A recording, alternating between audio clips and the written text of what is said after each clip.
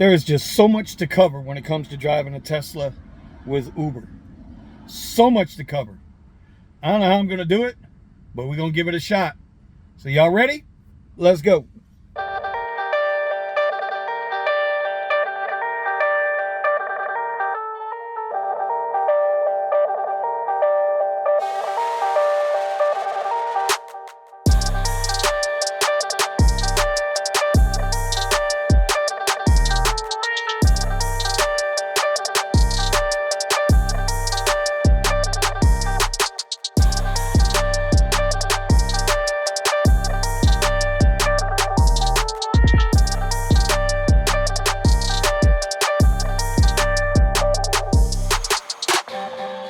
All right, y'all. So Josh here at the Uber Hertz in Dania was spot on. He's a good dude. Got me squared away. So I guess y'all want to see it, so let's just do it. There she is. Black on black. Like I said, Josh looked out for me a little bit. If y'all don't know, you push in, pull out. Car is immaculate.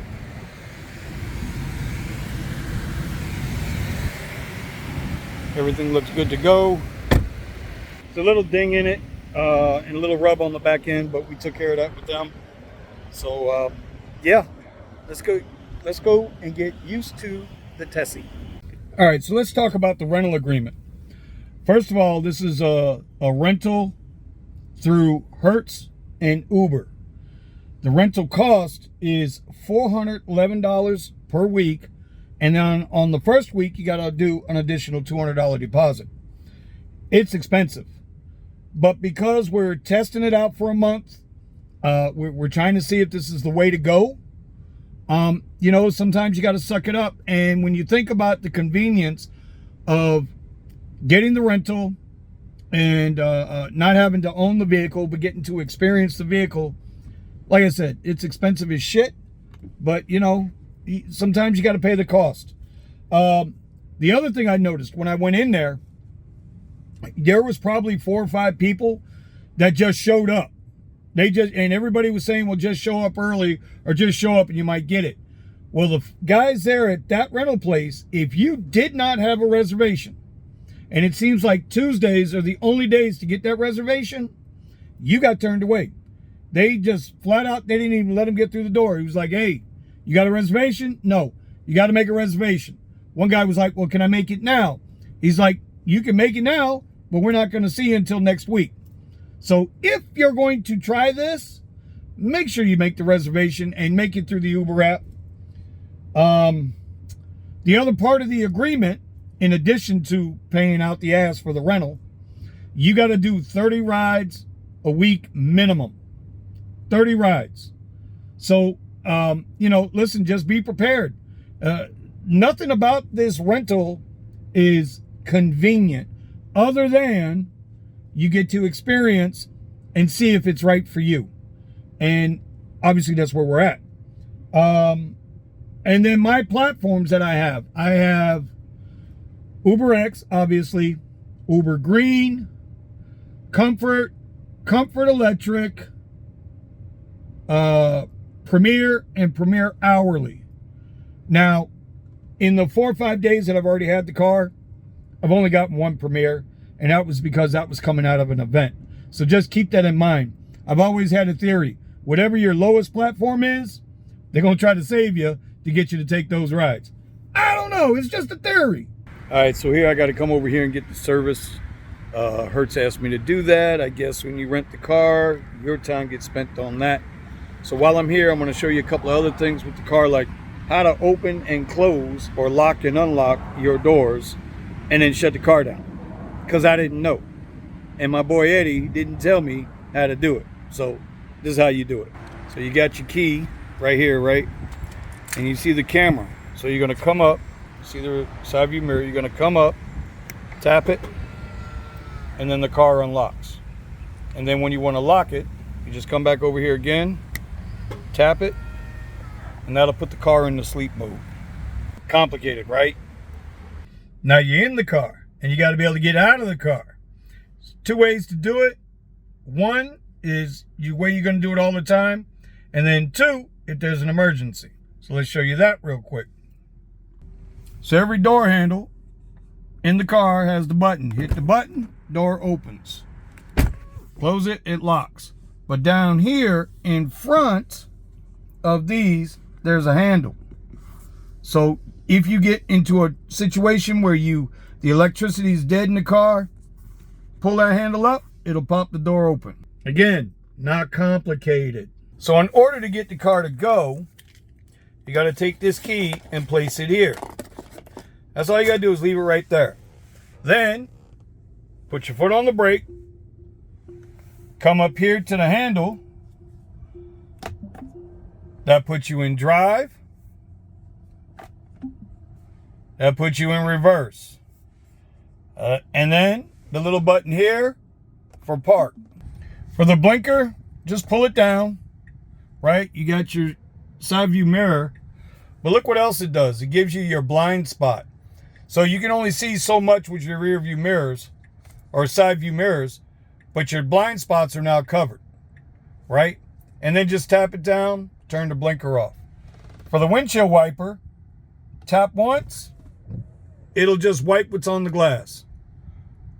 Hold it in, it'll do your windshield wiper fluid and the wipers. So the main screen, I'm just going to go through a couple of things real quick. Tap the little car down here and it'll bring up all your controls. And here you can see you set your lights to auto, child locks, fold mirrors. You know, if you want your windshield wipers in auto, how to adjust your mirrors, your steering for your tilt and cruise, or your tilt, and telescope are right there. Pedals and steering. This is where you're going to find chill mode. I suggest you stay in chill mode. I've been in standard the whole time, but you can play with your steering. And then your stopping mode. I have it to hold so that I don't have to really use the brake. It'll get there, but I guess you could use a creep and a roll depending on how you want to do it. Apply brakes when regenerative braking is limited. So say you run through a big puddle, there'll be a little error that'll come up or a little warning sign telling you, you know, your braking's a little denigrated. And then slip start, I don't know what the hell that is. I'm not worried about that. Charging is big.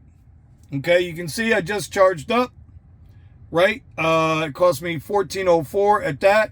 But let me show you how you do that. You're going to hit the navigate, hit charging, and it'll show you where all the chargers are. Now you can click on one, right? This is the one I generally use. And it'll show you how much it's going to cost you at what time of the day. It'll also show you how many are available and if there's one out, like 1B is out. And then it'll also show you how many chargers are available at this time, which it tells you right there, 10 stalls. Once you select the one you want to go to, just hit it and it'll take you to it, and that's that. That's all you got to do. So let's do this. I'll show you real quick how it works. Supercharger plantation, there it is. And it's going to start prepping the batteries up here for a charge. I just charged up, so I'm not going to go through that right now. But that's how you run and find your chargers, and the car will take care of itself. Now back here, you got your autopilot. I'm not using none of it. Forget that. Locks, how to lock and unlock. If you want a window lock, if you want child locks on. Your lighting, everything's here. Auto high beam. Headlights after exit if that's what you want. Your display. And so forth and so on. Trips. You can do all your trips here. If you're going to be resetting your mileage every day or every week, use trip A, trip B. Navigation is there. You can do what you got to do. You guys get the idea.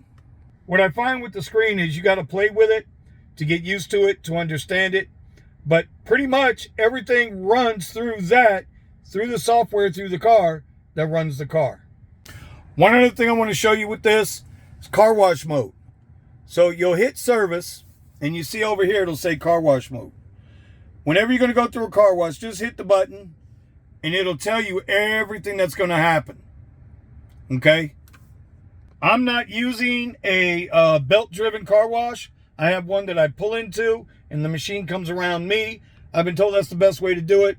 Since it's a rental, I'm not taking no chances. I've heard these things will jump off the belt and tear up everything. And you can't make no money if you ain't got no car. All right, so the weirdest thing I found is how you actually accelerate and decelerate. So everybody who's familiar with a Tesla, they already know the as you let off the accelerator, the car starts to slow itself down. It brakes itself.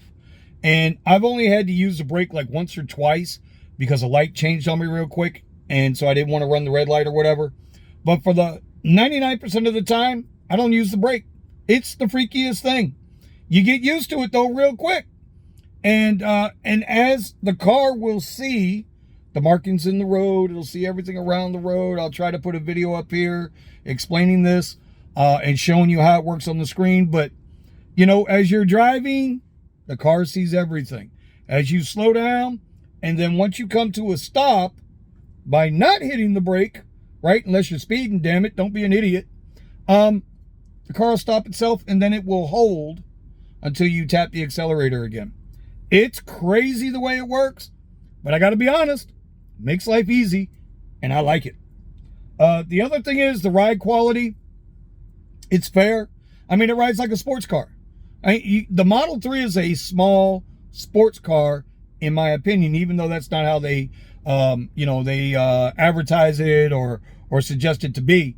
But it rides like a small sports car. Better than a Honda Civic, probably as well as a Honda Accord or a Hyundai Elantra, not Elantra, the other one, Sonata. I like the ride quality pretty much. You saw when we went through the menu, you can select your steering modes. I've got mine in standard.